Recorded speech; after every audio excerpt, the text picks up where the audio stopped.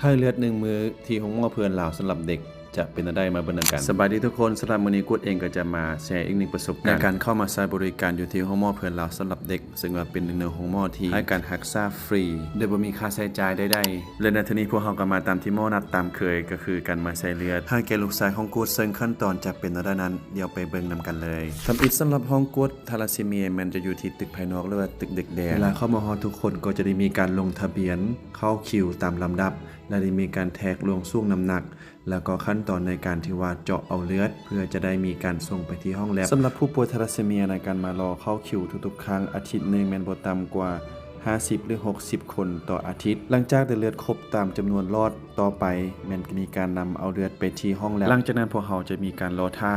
ซึ่งเฉลี่ยเวลาอยู่ประมาณ10หรือ15นาทีผลกวดก็จะออกเมื่อได้ผลกวดแล้วต่อไปก็จะเป็นการนำเอาธันวาเข้าไปที่ห้องกวดเพื่อจะไปกวด5ปางว่าปางใหญ่บ่ขึ้นจากเส้นหลังจากนั้นท่านหมอก็จะเอาผลกวดให้ฮู้ว่าครั้งนี้ธันวาจะได้ใส่เลือดหรือบ่ได้ใส่ปรากฏว่าได้ใส่เนาะเนื่องจากว่าค่าไฮโมโกลบินมีอยู่ที่ 7.7 ซึ่งต่ำกว่าเกณฑ์ค่าเลือดมาตรฐานฉะนั้นจะต้องได้ใส่เป็นจำนวน1ท่งขั้นตอนต่อมาพวกเราก็จะเอาใบ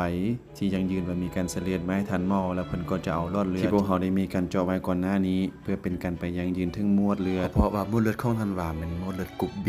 จุดที่มารับเลือดก็จะอยู่ที่ศูนย์เลือดแขวงโรงพยาบาลสำหรับอยู่ที่ศูนย์เลือดนี้ก็จะมีผู้ที่คอยมาท่าบริการเป็นจำนวนหลายเนื่องจากว่าเลือดก็มีจำนวนจำกัดแต่ทุกๆครั้งก่อนที่กูจะเอาธันวามาใส่เลือดก็ต้องได้มีการสอบหาผู้ที่อาสามาบริจาคเลือดและในครั้งนี้ก็ต้องขอบใจมากับอาจารย์ไส้ทองที่ได้มีการอาสามาบริจาคเลือดให้กับธันวาครั้งนี้ก็เป็นครั้งที่4แล้วที่เพิ่นบริจาคเลือดให้หลังจากนั้นก็มีการนำเอาสายส่งเลือดมาต่อเลือดเพื่อเกี่ยมจะใส่เลือดให้กับธันวาซึ่งท่านหมออยู่ที่นี่เพิ่นก็มีความชำนาญและเชี่ยวชาญที่สุดซึ่งการให้เลือดหรือว่าใส่เลือดทุกๆครั้งจะใช้เวลาอยู่ประมาณ 2-3 ชั่วโมงต่อครั้งหลังจากที่ใส่เลือดแล้วก็ต้องมีการหยุดรอท่าเพื่ออาการประมาณ30นาทีก่อนที่จะกลับบ้านได้และก่อนที่จะกลับบ้านทุกๆครั้งก็ต้องมีการเอายาตามที่หมอวางไว้ให้เพื่อกลับไปกินอยู่บ้านสำหรับยาที่ไปกินประจำทุกๆวันอยู่บ้านของธันวาส่วนใหญ่ก็จะเป็นยาบำรุงเลือดยาขับธาตุเหล็กและจะมีวิตามินและสำหรับเรื่องการให้ยาก็ขึ้นกับบางเคสเพราะว่าบางคน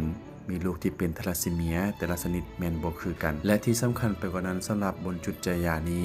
ก็แม่นมีการบริการให้กับทุกๆคนแม่นฟรีบ่มีค่าใช้จ่ายใดๆถ้าแม่นว่าค่าใช้จ่ายทุกอย่างจะฟรีแต่สำคัญก็อย่าลืมกันแล้วกันเพื่อเป็นการสนับสนุนของหมอเพื่อนลาวสำหรับเด็กเวลาที่พ่อแม่ประชาชนได้เข้ามาใช้การบริการก็อย่าลืมที่จะช่วยกันบริจาคผู้เล็กผู้น้อยตามกำลังทรัพย์ที่ท่านมีเพื่อเป็นการสนับสนุนของหมอเพื่อนลาวว่าของหมอเพื่อนลาวเป็นหลายกว่าคำว่าของหมอ